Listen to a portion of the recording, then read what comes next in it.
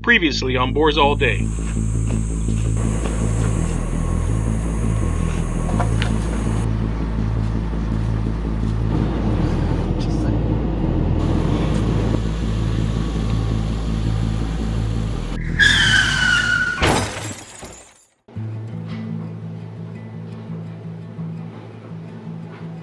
All right, today is organic pork making day. We're over here at the land of Scuba Steve making sausage. These are all wild pigs from Boars All Day, and you know, this happens kind of with every single animal that we do, but in this case we shot the hog. I'll back up. We caught the hog. Dropped the trap on him last night. Then you shot the hog. Stay behind the tree, stay behind the tree. Ha! Ha! He's getting up.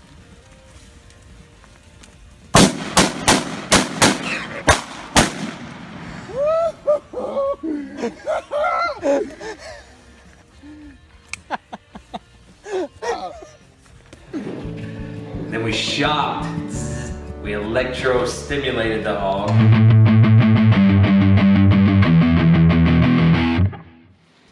And then we aged it. Then we brined it. Then we cut, clean. Then we cube it into tiny little cubes, which I'll show you here in a minute. And then we grind it. That's what we're doing today. We're gonna grind it. We're gonna pack it. We're gonna smoke it.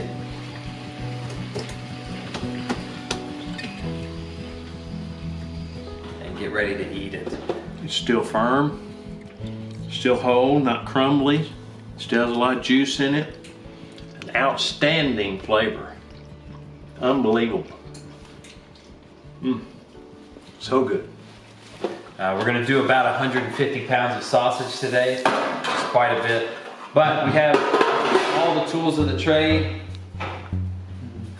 This grinder came from up north, all the way from Idaho. This big commercial grinder's been in working condition, has been in the working field since 1968. That's a long time. This thing's been operating. We just got a new plate and a new blade in here, but this is a big neck. Look at the size of this neck. You do not want to stick hand down hole. No hand down hole. No hand down hole. If you do, it will go through that and come out just like sausage. That is no good, no bueno. So this covers it, makes it harder to stick your hand in there. So this is where we get a little redneck engineering. This is not necessarily made for this. So we put, where's my little rack? All right, so we got a rack, redneck engineering, fancy rack, which goes under fancy shelf here. I kind of press it against this side, not that you're gonna have the same setup, but gives it a little bit of an angle. And then we take our handy dandy bungee cords and we basically just strap it down just to keep it from moving. It's not really gonna go anywhere. We're just putting meat in it and meat's gonna slide down in that hole. However, we just do it however we can do it. Put the purple underneath and come up to that little hole. Oh, that side right there. We cube the meat into small little, you can kind of see them in here, you'll see them in a second, but then we freeze these bags, these gallon bags, until we have a chance to actually make the sausage. Sometimes we do it all the same day, but sometimes we run out of time. So we put them in here, back in the coolers, let them thaw out in ice water. They've been thawing out for 2 days now, and now it's all ready to go. So our typical mixture is to do about 35 pounds of meat and about 15 pounds of fat, pork fat. So it gives us roughly 20-25%, something like that, of fat in our sausage. It's a very meaty sausage that turns out really great. These are the little cubes we were talking about. So we get them about that size. And our old grinder, which is just your standard grinder that you would buy just about anywhere, it's a personal grinder. Your neck on that is about that size or a little bit bigger. It's not very big.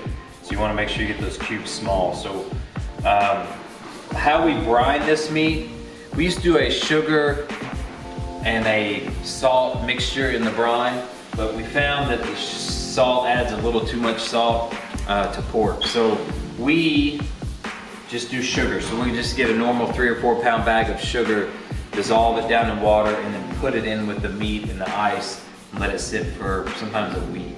We'll change it if it starts to get a little bloody. But really, it brings the blood out, kind of neutralizes the meat, and turns out a great product. So we're gonna put this on the table. I'm just draining some of the blood out of the bottom, and then we're gonna move it to the table, weigh it, season it, grind it. Now this meat, it tends to go through the grinder a little bit better if it's been in your freezer, or some people in your ice box for a little bit longer, so it's partially frozen. It tends to grind a little bit better than say if it was warm and soft. We like cold and hard, warm and soft, no good. All right, so that's 5 pounds. You may find some little visitors in the meat. By visitors, I mean pine straw, or as we call sage, otherwise can be known as hog hair. So it's 10, so it's 17. Hey, on a side note, if you want your very own, or very... Okay. On a side note, if you want your very own organic pork t-shirt, we got them for sale at boarsallday.com. A lot of other cool t-shirts. Got a cool, very nice, nifty young designer who's coming up with all these fun ideas. So you can find these. The pulled pork from that video that everybody watches is on there. You want me to talk, draw, rope you? I will. This shirt's on there. We got a bunch of cool designs. Oh look, I found some more sage. All right, so that's 19 pounds. We'll get this up to about 35 pounds, and we're gonna add some fat to it, and then we're gonna grind. This down pushes it. If you're making a lot of meat and you need something to cut the meat, you should always talk to a Filipino, because they might hook you up with a meat cutter, otherwise known as a bolo, made out of a leaf spring. It's the first time I've used it. It's a gift from my friends in the Philippines. Great people. This sucker's about to hack that up. Let me see. All right, take your guesses. How much does it weigh? My guess is 8 pounds. It's 3 pounds. This is just frozen meat. We froze it in buckets because instead of bags, when we were chopping the meat up. But it's okay on the outside, but it's frozen in the middle. So I'm gonna try to use this. This is usually kind of a hard process, but not when you have death by Filipino. So we're just, that thing, normally this is hard. You gotta have a big knife, and you gotta put a lot of weight behind it. This bolo knife is very sharp, very heavy.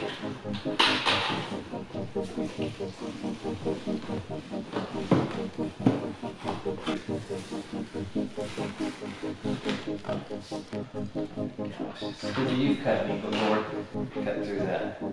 Oh gosh. This thing weighs a ton. Like this. That's nice for the frozen meat. That's a leaf spring Yeah. under a vehicle. Let me see if I can cut through the table.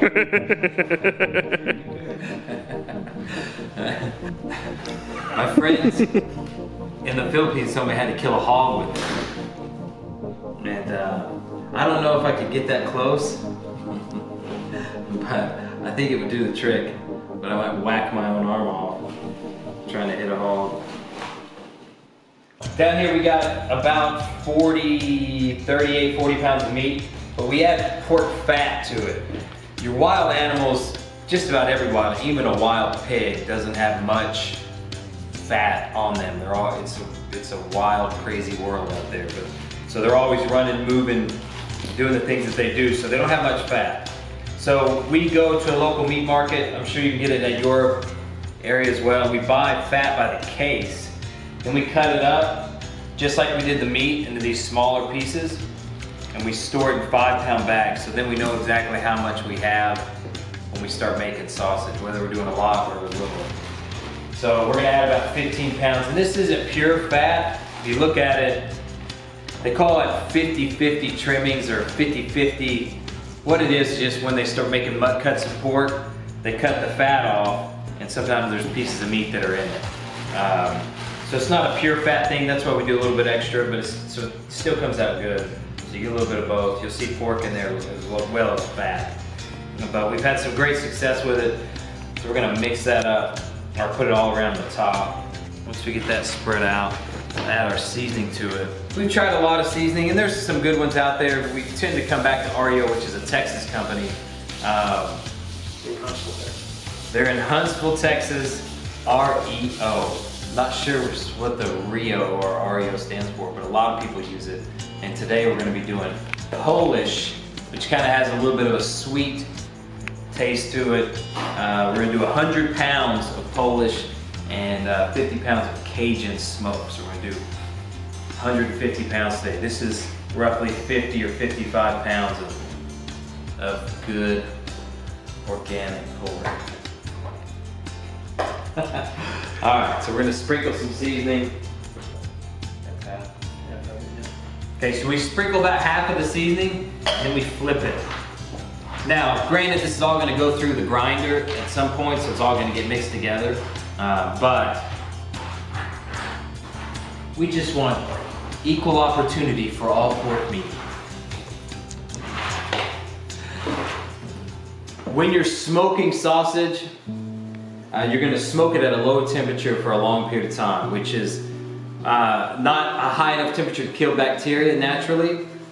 So you add pink salt.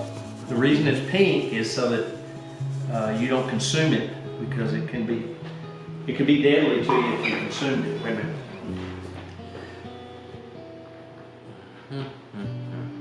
We all know salt. If you consume a lot of salt anyway, it can kill you. I think it's like 1 cup of salt and you're dead. So that's if you just downed it right there. But they do make it pink so you don't overdo it. But it's not. Don't confuse it with Himalayan pink salt. This is curing salt. Curing salt. You're not ever getting warm enough to kill bacteria with temperature. You're supposed to cook pork to 165 degrees to kill bacteria, and you're not getting there in a smoker. You're staying low. It's really hot, so bacteria can thrive. So the pink salt kills the bacteria. Some people say that the pink salt changes the flavor. I've never really had that experience. I don't know if they put too much pink salt in it, but I will take a little change in flavor, if that's what it is, over botulism. Botulism is very real and no joke, so you don't want to eat tainted meat. Make sure that you're following everything you can to make sure meat gets cooked up to temperature before you eat it. Did all this work to get to this point, eating the meat. You hate to ruin it in the final step, so use pink salt. So with our new fancy old school big giant grinder, thanks to the Comanche clan in Idaho, we try to move as much as we can to the top. Just goes faster that way. We move it to this tray on the top. I don't think we get all 50 pounds, but we'll get pretty close. You can see the moisture. The moisture is a combination of us soaking and then it's frozen, so you got ice melting. So it starts to leave that liquid.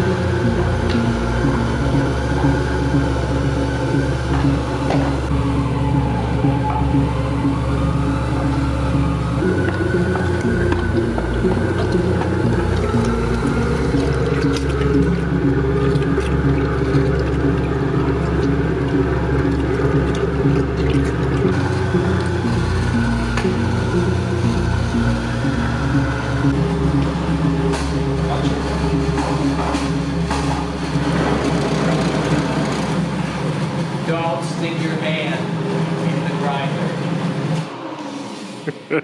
Meat hangs up right here. Yeah, your hand's gonna hang up in the bottom of that grinder.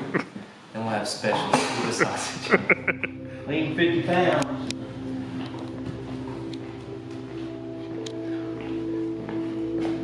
That was it. That's it. Put it in here.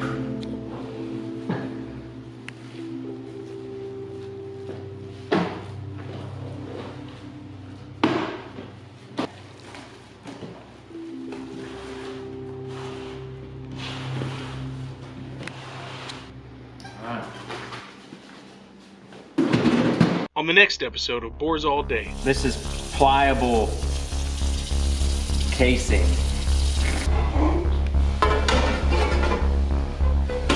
You get up over here pretty fast, and I don't know who's doing that, but that sucker shoots out of there. Sucker's moving. That's not what I was on last time. Yeah, you're what? You're at 40. All right, we are wrapping up our sausage making extravaganza. So we finish up, we put it in bags, and then we eat on it for a couple months or a couple weeks, depending on how much we make. But this is just for our own use. We give it to family, friends.